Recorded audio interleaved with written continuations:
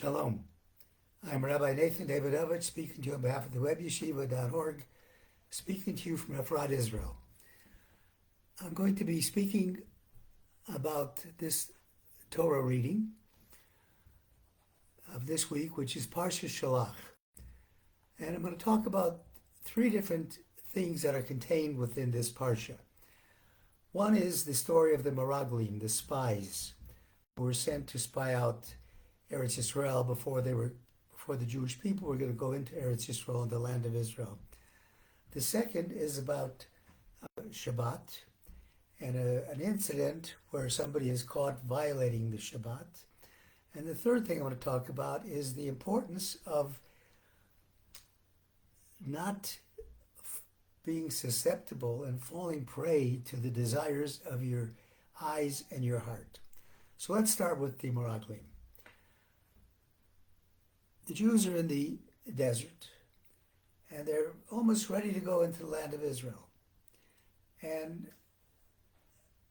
God allows Moses to send 12 spies to spy out the land to see what it's like. The spies were selected from the leaders of each tribe, 12 tribes of Israel. So these 12 spies went to spy out the land and bring back a report to Moses. Actually, Moses' intention was to be able to look at the land and see what they had to do on a spiritual basis to be able to fully be justified in entering this land. But instead, the spies looked at it as a mission to determine the physical ability to conquer the land, to conquer the people in the land. And 10 of the 12 spies came back speaking negatively about Israel, saying defamatory things, saying that there's no way we can conquer it, there's no way that God will bring us into this land, which is a strange thing considering the fact that they went out of Egypt and they realized, they saw all these miracles that God did at the Red Sea, at the Sea of Reeds, crossing the sea. They saw all these things, didn't matter. They said all these negative things, except for two, Caleb and Yehoshua ben Nun, Caleb ben Yefuneh and Yeshua ben Nun, who said, this land is Tov haaretz ma'od ma'od, it's very, very good. And went on to tell about that it's a land of fruit and honey.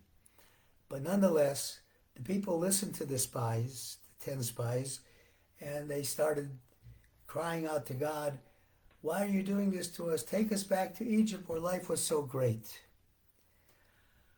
They were then punished. And they were punished by being told that because of your false reports of the beauty of Israel,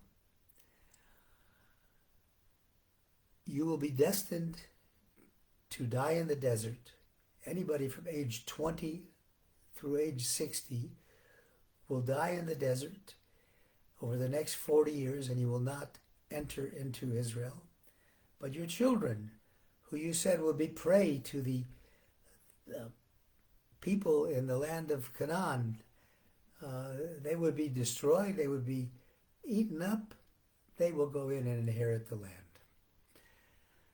First of all, it's amazing that not only did they come back with this false report and these negative statements in view of what they had witnessed themselves, but also just the end of the last Parsha, last Torah reading, ended with the story of Miriam, who was saying gossip about her brother, Moses, and she was punished. And they should have thought, there's a punishment for saying bad things. There's a punishment for spreading false information. They didn't see that. Then later in the Parsha, there's another incident that speaks about Shabbat. And it says there was a person who was violating the Shabbat by going out on Shabbat and gathering wood on Shabbat. Shabbat God says, I created 7 days of the week and I made Shabbat, the Sabbath day, the greatest of all, because that's when I have a special relationship between myself and the children of Israel. And this person was going out and violating the Sabbath, doing things he shouldn't do. And they brought him before Moses, and they judged that he should be put to death, which was the penalty for violating Shabbat.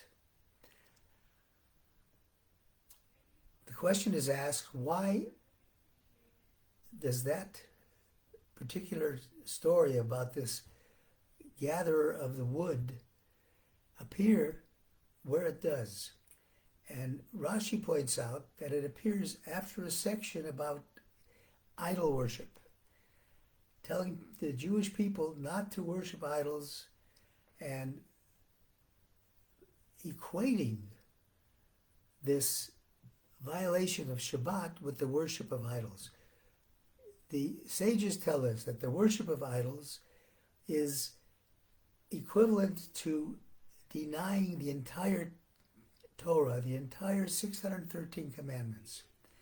Similarly, the keeping of Shabbat is equivalent to keeping the 613 commandments. Therefore, the violation of it was just like idol worship.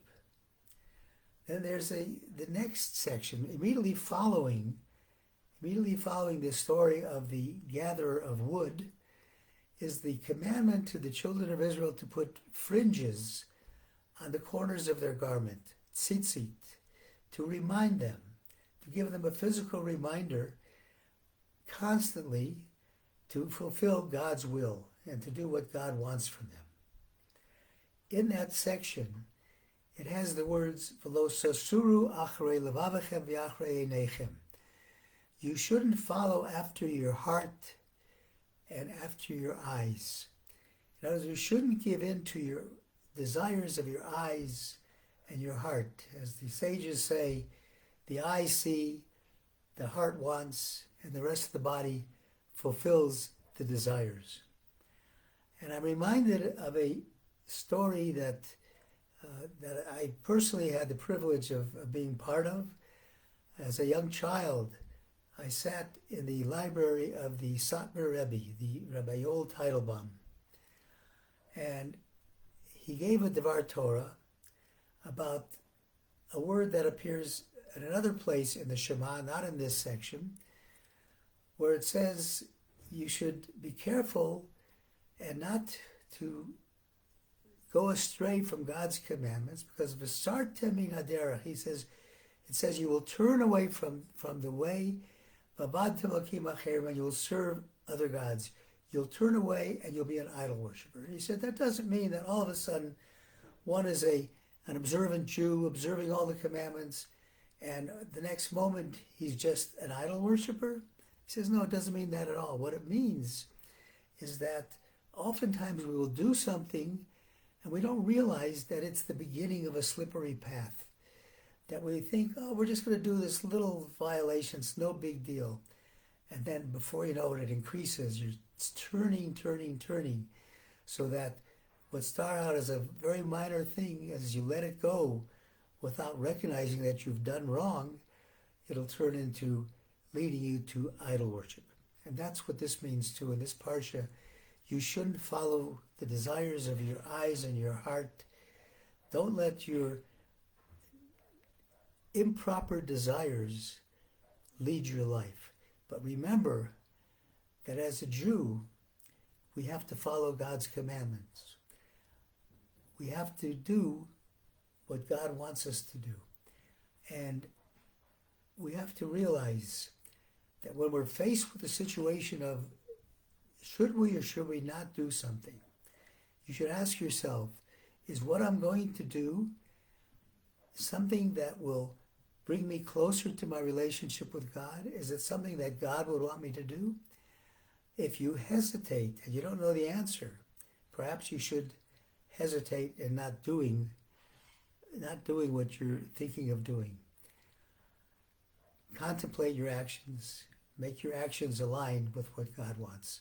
Thank you for listening. On behalf of the webyeshiva.org, I wish everybody a Shabbat Shalom.